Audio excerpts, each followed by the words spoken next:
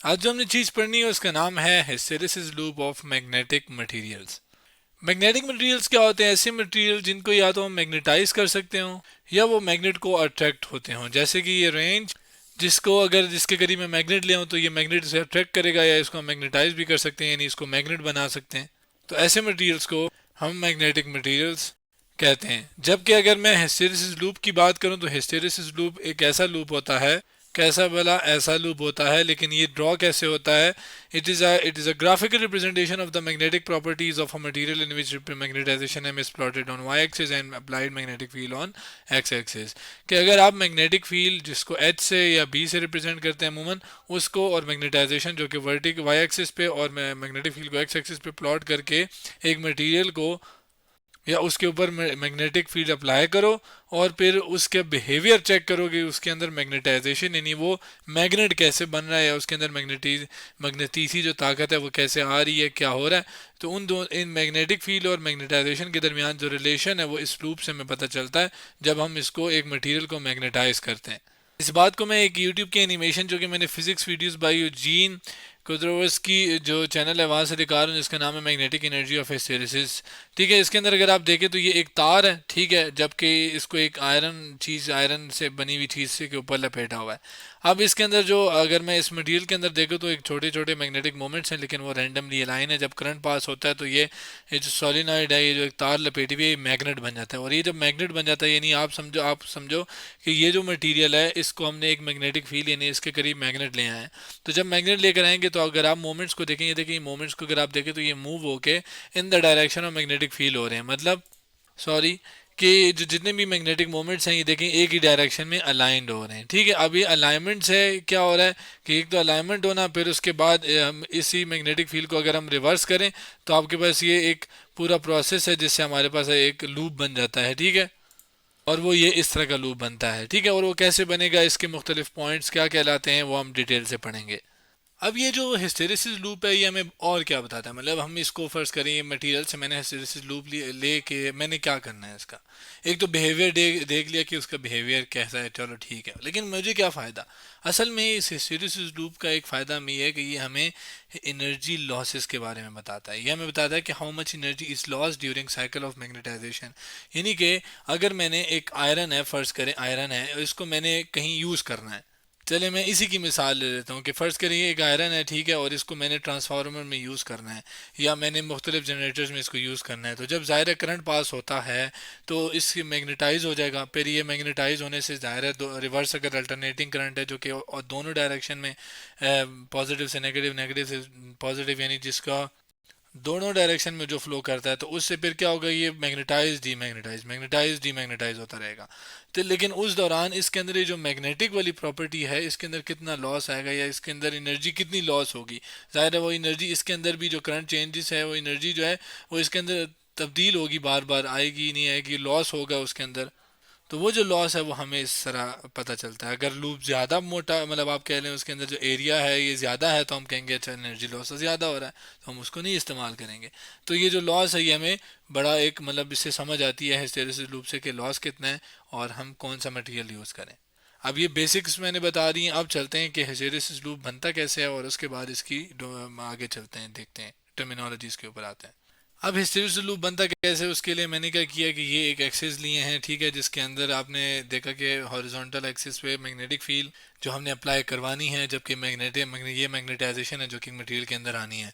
अब शुरू में क्या है, फ़र्ज़ करें आपके पास एक मटेरियल है जिसके अंदर जो मोमेंट्स हैं, मैग्नेटिक मोमेंट्स जो इलेक्ट्रॉन की वजह से, मोशन की वजह से आते हैं, जिसकी डिटेल में भी हम नहीं जाएंगे। तो इसके साथ क्या होगा जब इसके ऊपर हम मैग्नेटिक फील्ड अप्लाई करेंगे? ठीक है, अब ये चीज़ देखने के लिए जो हिस्टैरिसीस लूप ड्रॉ होता है ये मैग्नेटिक मटेरियल्स के लिए होता है, लेकिन मैग्नेटिक मटेरियल्स में एक स्पेशल टाइप है जिसके लिए हम पढ़ेंगे। और वो टाइप्स जो है वो टाइप्स ऑफ मैग्नेटिक मटेरियल्स के अंदर मैं रिवाइज कराता हूँ, जिसके अंदर तीन टाइप्स हमने पढ़ी थी, जिसमें फेरो मैग्नेटो मटेरियल्स मैग्नेटिक मटेरियल्स होते हैं, जिनको अगर मैं दिखाऊँ कि कहाँ पे हमने पढ़ा था, जिसके अंदर हमने ये कहा था कि जब इसके ऊपर मैग्नेटिक फील्ड अप्लाई होती है तो ये तो सारे जो मोमेंट्स हैं ये in the direction of magnetic field align हो जाते हैं। जैसे ऊपर की तरफ अगर अप्लाई होगी ना मैग्नेटिक फील्ड, तो ये सारे ऊपर की तरफ अलाइंड हो जाएंगे। लेकिन जब मैग्नेटिक फील्ड हटाते हैं ना तो ये रिमेन अलाइंड ही रहते हैं अगर मैग्नेटिक फील्ड हट भी जाए। तो ये जो ये हमें फ़ायदा देगी, ठीक है। तो ये जो फेरोमैग्नेटिक के अंदर कैसे बिहेवियर आता है मैग्नेटिक फील्ड के अप्लाई करने से, वो अब हमने देखना है। अब फर्ज करें कि मैंने इसके ऊपर मैग्नेटिक फील्ड अप्लाई कर ली। मैग्नेटिक फील्ड अप्लाई करने का मतलब कि नॉर्थ पोल ऊपर और साउथ पोल नीचे, ये बेसिकली एक ही पोल है, एक ही मैग्नेट है, लेकिन उसके दो पोल जस्ट मैंने शो कराए हैं। और हमें पता है कि मैग्नेटिक फील्ड जो होती है वो नॉर्थ से साउथ की तरफ होती है, यानी नीचे की तरफ होगी। तो ये आपके पास क्या है, नॉर्थ से साउथ मैग्नेटिक फील्ड है बी एक्सटर्नल, ठीक है, जो कि एक्सटर्नल मैग्नेटिक फील्ड है। चूंकि हमने यहाँ पे एच ली हुई है तो हम इसको एच रखते हैं, ठीक है। तो ये नीचे की तरफ है, जबकि अगर आप देखें तो इनसाइड जो मटेरियल है उसके अंदर भी आपके पास जो मैग्नेटिक फील्ड है वो नीचे की तरफ है, यानी वो क्या है, इस तरफ है, यानी एक ही डायरेक्शन में आपके पास मैग्नेटिक फील्ड होती हैं। फेरोमैग्नेट में डिटेल से हम पढ़ चुके हैं। अब ये हुआ कैसे होगा, ये जब हम इसका ग्राफ ड्रॉ करते हैं तो जो जो मैग्नेटिक फील्ड अप्लाई होती है उस लिहाज से मैग्नेटाइजेशन भी बढ़ती है। लेकिन एक तो ये बढ़ना है, ये भी तो बढ़ना है ना, मैग्नेटिक फील्ड बढ़ रही है, मैग्नेटाइजेशन भी बढ़ रही है, ठीक है। लेकिन एक बढ़ना ये भी तो होता है कि एक स्ट्रेट लाइन भी आ सकती थी, लेकिन मैंने कर्व क्यों बनाई। इसके साथ साथ तो अब इन दोनों में जो रीज़न है कि स्ट्रेट लाइन नहीं आती, एक लीनियर ग्राफ नहीं आता, बल्कि एक नॉन लीनियर ग्राफ आता है, ठीक है, जिसको मैं यहाँ पे बता रहा हूँ। ये non linear graph, non linear graph का मतलब कि जितना एक्स बढ़ा रहे हो उतना मैग्नेटाइजेशन नहीं बढ़ेगी। मतलब अगर मैं एक गुना या चलो दो गुना मैग्नेटिक फील्ड बढ़ा रहा हूँ तो दो गुना मैग्नेटाइजेशन नहीं बढ़ेगी, बल्कि एक रैंडम एक कर्व सी आती है, ठीक है। तो वो ज़ाहिर है डिफरेंट सी आती है। यहाँ पे अगर आप देखें तो इस तरह से एक कर्व आ रही है। अब अगर आप देखें तो शुरू में मैग्नेटाइजेशन तेज़ी से बढ़ रही है, क्योंकि शुरू में ज़्यादातर जो मोशन होती हैं वो तेज़ तेज़ हैं, जो बाकी इक्का दुक्का रह जाती हैं वो ज़ाहिर है वो आप कह लो उनको मूव करने में आप टाइम लग रहा होता है, क्योंकि बाकी रिपेल वगैरह कर रहे होते हैं। तो एक इस तरह से कर्व आता है हमारे पास, ठीक है। और करते करते एक पॉइंट आ जाता है कि आपके पास मैक्सिमम, यानी सारी के सारे अलाइंड हो जाते हैं। तो ये पॉइंट है जिसके अंदर अगर मैं एम से लिखूं लेकिन एम नॉट लिख दूं, जिसको मैक्सिमम पोलराइजेशन के मैग्नेटाइजेशन कह लें या सेचुरेटेड पोलराइजेशन भी हम कहते हैं इसे, इसी पॉइंट को लिख भी लेते हैं कि ये क्या है, ये आपके पास सेचुरेटेड मैग्नेटाइजेशन है, ठीक है, जिसको हम एम नॉट से डिनोट करते हैं। ये कि मैक्सिमम पोलर मैग्नेटाइजेशन है the material can achieve when all domains are aligned, जो कि जिसमें सारे डोमेन्स अलाइंड हो जाते हैं। ये चीज़ हम यहाँ पर तस्वीरी उसमें भी देख सकते हैं। अब हम क्या करते हैं कि आहिस्ता आहिस्ता ना मैग्नेटिक फील्ड हटाते हैं। जो जो आहिस्ता आहिस्ता मैग्नेटिक फील्ड हटाते हैं तो जाहिर है जो मैग्नेटाइजेशन है वो हल्की हल्की क्या होती है, कम होती है करते करते एक पॉइंट आता है कि आपके पास मैग्नेटिक फील्ड तो ख़त्म हो गई, लेकिन मैग्नेटिक फील्ड ये है ना, एक्स एक्सिस पे पॉजिटिव है, इस साइड पे नेगेटिव, तो ये मैक्सिमम होगी, सॉरी ज़ीरो होगी मैग्नेटिक फील्ड इस पूरी लाइन पे ऊपर, यहाँ पे फुल ज़ीरो है ना, जबकि यहाँ पर कोई ना कोई वैल्यू तो मैग्नेटाइजेशन की आ रही है। और वो क्यों आ रही है, क्योंकि फेरोमैग्नेटिक के मटेरियल्स के अंदर ये खासियत होती है। इस पॉइंट को या इसको हम क्या कहते हैं, रेमिनेंस, जिसके मुख्तलिफ नाम है, रिटेंटिविटी भी कहते हैं, जो कि वो उस मटेरियल की प्रॉपर्टी होगी कि कितना वो अलाइन रहता है इवन मैग्नेटाइजेशन अगर ख़त्म भी हो। इसके अलावा रेमिनेंट पॉइंट भी हम इसे कहते हैं, जिसको मैं अपने अल्फाज में लिख भी देता हूँ कि रेमिनेंस क्या है। ये बेसिकली वो the remaining magnetization left in the material and after the magnetic field is removed, यानी कि ये वो मैग्नेटाइजेशन है जो कि रह जाती है हालांकि मैग्नेटिक फील्ड हटा दी गई होती है, जो कि ये पॉइंट है। अब क्या होता है, आगे चलते हैं तो आगे क्या होगा कि अब इस चीज़ को ख़त्म करने के लिए हम रिवर्स डायरेक्शन में मैग्नेटिक फील्ड लगाते हैं, जो कि अगर मैं दिखाऊं तो रिवर्स डायरेक्शन का पहले तो ये बता देता हूँ कि उससे वो सारे रैंडम हो के एंड पे मैग्नेटाइजेशन ज़ीरो हो जाएगी। अब रिवर्स का मतलब मैं यहाँ पे समझाता हूँ कि देखें अभी नॉर्थ साउथ इस साइड पे है ना, मैं अगर क्या करूँ कि इधर नॉर्थ की बजाय साउथ ले आऊँ, जबकि इधर साउथ की बजाय नॉर्थ ले आऊँ, तो ये मतलब मैंने मैग्नेटिक फील्ड उल्टी कर ली है, ठीक है। उससे क्या है, रिवर्स कर लिया, जिससे क्या होगा कि अब नॉर्थ से साउथ ज़ाहिर है इधर तो नहीं है, अब नॉर्थ से साउथ क्या है, ऊपर की तरफ है। तो अब ये जितने भी अलाइंड हुए थे अब ये वापस से ये वाली स्टेज ये गेन कर लेते हैं, ठीक है, जिसको मैं यहाँ पर इस पॉइंट से शो कर रहा हूँ, ये वाली। अब ये जो नेगेटिव या ऑपोजिट या रिवर्स मैग्नेटिक फील्ड हमने अप्लाई की जिसमें मैग्नेटाइजेशन जीरो हो गई, तो उस फील्ड को हम कोरेसिव फील्ड कहते हैं या कोरेसिविटी कहते हैं, कोरेसिविटी कहते हैं, बल्कि द स्ट्रेंथ, जिसको हम लिख सकते हैं कि the strength of reverse magnetic field required to reduce magnetization of the material to zero. ये वो मैग्नेटिक फील्ड है जो कि हम एक मटेरियल के ऊपर अप्लाई करेंगे ताकि वो वापस से क्या हो, रैंडम वाली स्टेज यानी ये वाली, यानी मैग्नेटाइजेशन जब जीरो हो जाए उसकी वो हासिल कर ले, जो कि ये पॉइंट है जिसको हम एच सी से रिप्रेजेंट करते हैं। तो ये इस पॉइंट को एच सी से, जबकि ये वो रेमिनेंट पोलराइजेशन थी, रेमिनेंट मैग्नेटाइजेशन भी बोलते हैं, रेमिनेंस भी बोलते हैं, जिसको मैं यहाँ पर लिख दूँ जो कि ये बी आर है, ठीक है। पहले यहाँ पर मैं लिखना बोल किया था, ये बी आर है जो कि रेमिनेंट मैग्नेटाइजेशन है। अब आगे चलते हैं, अब वापस से क्या होगा कि हम अब रिवर्स मैग्नेटाइजेशन फील्ड लगाएंगे। यानी क्या कि अगर आप इस में वापस आए देखें ऑपोजिट डायरेक्शन में फील्ड लगाई तो ये सारा उलट होके क्या हो गया, रैंडम हो गया। अब ये स्टेज कौन सी है रैंडम वाली, ये यहाँ तक हम आ गए, ठीक है, यहाँ तक, यहाँ तक। अब हमने ऑपोजिट डायरेक्शन में अब फील्ड बढ़ानी, मैग्नेटिक फील्ड और ज़्यादा अप्लाई करनी है। अप्लाई करने से क्या होगा कि अब आप कह लें कि ये वाली स्टेज अब ख़त्म हो जाएगी और वापस से ये वाली जो चीज़ है ये उस ऊपर की डायरेक्शन में यानी ऑपोजिट डायरेक्शन में अलाइंड हो जाएंगी। यानी मैग्नेटाइजेशन पहले अगर ऊपर की तरफ यानी मतलब अगर मैं इसको देखूं, पहले नीचे की तरफ हमने पॉजिटिव ली हुई थी ना, मैं इन साइड बात कर रहा हूँ, ये वाली चीज़ क्या है, इन साइड।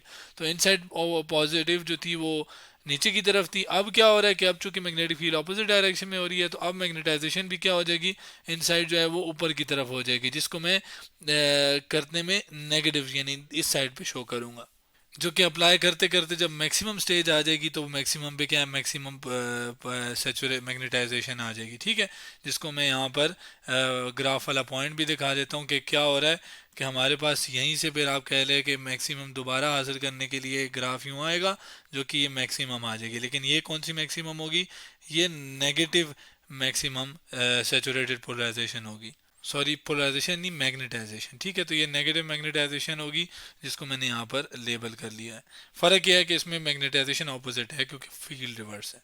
अब दोबारा से वही होगा कि अब दोबारा से हम फील्ड को रिवर्स सॉरी फील्ड को कम करेंगे, उसी रिवर्स फील्ड को कम करते करते करते ज़ाहिर एक पॉइंट आएगा कि आपके पास फिर भी मैग्नेटिक फील्ड इस डायरेक्शन में, भला किस डायरेक्शन में, ऊपर की डायरेक्शन में अब इनसाइड फील्ड फिर भी रह जाएगी क्योंकि फेरो इलेक्ट्रिक मटीरियल मैग्नेटिक सॉरी फेरो मैग्नेटिक मटीरियल है और ये कोई ना कोई रेमिनेंस जो कि नेगेटिव वाली साइड होगी, जिसको मैं नेगेटिव रेमिनेंस कह सकता हूँ, जो कि माइनस बी आर, फिर वो आ जाएगी। फिर दोबारा से उसको ख़त्म करने के लिए मैं दोबारा से पॉजिटिव मैग्नेटिक फील्ड यानी कौन सी वाली भला कि साउथ पहले साउथ नीचे था नॉर्थ ऊपर था, तो वो वाली लगा के कि नॉर्थ ऊपर साउथ नीचे करके नीचे की तरफ अप्लाइड फील्ड मैग्नेटिक लगाकर इसको वापस से इधर मूव करवाऊंगा और करते करते मैग्नेटिक फील्ड कोई ना कोई आ जाएगी, मैग्नेटाइजेशन वापस से ज़ीरो और फिर दोबारा से आके अप्लाई करने से ये दोबारा से पॉजिटिव मैग्नेटाइजेशन, और यूं करके आपके पास एक लूप बन जाएगा जिसको एक रैंडम सा बना है, जिसमें ये नेगेटिव इस मैग्नेटिक फील्ड जो कि इसके लिहाज से रिवर्स थी,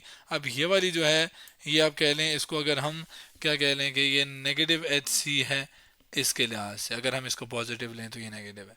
और ये जो लूप बना है ये बेसिकली ऐसा है, लेकिन असल में इसका जो लूप की अगर प्रॉपर शक्ल दिखाऊं तो अच्छे जो फेरोमैग्नेटिक मटेरियल्स होते हैं उसकी ऐसे लूप आता है, जिसके डिफरेंट पॉइंट्स हमने, जिसमें ये वाला पॉइंट हो गया, ये वाला पॉइंट हो गया, ये वाला, ये वाला, ये वाला, ये वाले सारे पॉइंट हमने देख लिए। जबकि इसके अंदर जो एरिया है जिसको मैं पहले बता चुका हूँ, ये एरिया, ये सारा एरिया एनर्जी लॉस के बारे में बताता है। जो कि ऊपर आऊँ तो मैं यहाँ पे दिखा सकता हूँ, ये वाला एरिया, ये सॉरी ये वाला, जिसको मैं नीचे लिख देता हूँ क्या वाला खेला, area represent the energy loss per cycle as heat due to the realignment of magnetic domains. यानी कि जो डोमेन्स दोबारा से अलाइंड हो रहे होते हैं तो उसमें जो एनर्जी लॉस होता है, ज़ाहिर है ये एक साइकिल, एक लूप मतलब एक साइकिल मुकम्मल, फिर अगली बारी अलग एक होगा और उससे बारी अलग एक होगा, तो वो एनर्जी लॉस हमें बताता है एरिया। रीअलाइनमेंट से मतलब दोबारा से जो अलाइंड होना है किसका, मैग्नेटिक डोमेन्स का, जो कि हमने यहाँ पर इन ये जो एरोज की बात कर रहा हूँ मैं। लास्ट में बात करते हैं कि अगर मैं फेरोमैग्नेटिक मटेरियल पे अप्लाई करने से ये आ गया ना, लेकिन अगर हमारे पास क्या हो कि पैरामैग्नेटिक मटेरियल्स हों फिर, तो उसके अंदर बेसिकली क्या है कि जब मैग्नेटिक फील्ड जो कि हॉरिजॉन्टल पे है वो अप्लाई करने से जब मैग्नेटिक फील्ड हटा भी दें तो मैग्नेटाइजेशन आप कह लें कि ज़ीरो हो जाती है। तो इसका मतलब यहाँ पे कोई मैग्नेटिक फील्ड नहीं रहेगी और मैग्नेटाइजेशन नहीं रहेगी, यानी एक सीधी लाइन जाएगी, वही सीधी लाइन वापस आके फिर इधर भी यही होगा, यानी हमारे पास कोई लूप नहीं बनेगा, नो लूप फॉर पैरामैग्नेटिक, जबकि फेरो में ऐसा में लूप आता है। बाकी ये जो लूप जिसका बड़ा होता है वो hard magnetic material ferromagnetic materials होते हैं जिनका ये लूप बड़ा होता है, और अगर छोटा हो पतला सा हो तो उनका ये लूप सॉफ्ट मैग्नेटिक मटेरियल्स के लिए बेसिकली वो होता है, जो कि हम नेक्स्ट वीडियो में देखेंगे। बाकी इसका इस्तेमाल या इसका जो हिस्टैरिसीस लूप का फ़ायदा जो कि ट्रांसफार्मर या जनरेटर्स वगैरह में इस्तेमाल हम करते हैं, जो कि स्टार्ट में ही मैंने बता दिया था, तो एनर्जी लॉसेस को देखने के लिए तो इसका फ़ायदा उसमें बहुत होता है। इनफैक्ट इसी की चीज़ को देखकर हम फिर क्या करते हैं कि आयरन का इस्तेमाल करते हैं। क्यों आयरन को इस्तेमाल करते हैं, क्योंकि आयरन का अगर लूप देखें तो इस तरह आता है, स्टील जैसे मैग्नेटिक मटेरियल का इस तरह आता है, तो इसमें एनर्जी लॉसेस ज़्यादा होते हैं, इसका इस्तेमाल इस वजह से नहीं करते, जबकि इसके अंदर नहीं होते तो हम इसका इस्तेमाल करते हैं। जो कि ये सॉफ्ट मैग्नेटिक मटेरियल है, जल्दी से मैग्नेटाइज और जल्दी से डीमैग्नेटाइज हो जाता है। इसको टाइम लगता है, आप कह लें इसको ज़्यादा फील्ड चाहिए हमें रैंडम करने के लिए, यानी आसानी से नहीं होता, मुश्किल से ये मैग्नेटाइज और डीमैग्नेटाइज होता है, जिसको हार्ड मैग्नेटिक मटेरियल्स बोलते हैं। तो आज हमने hysteresis loop of magnetic materials के बारे में पढ़ा।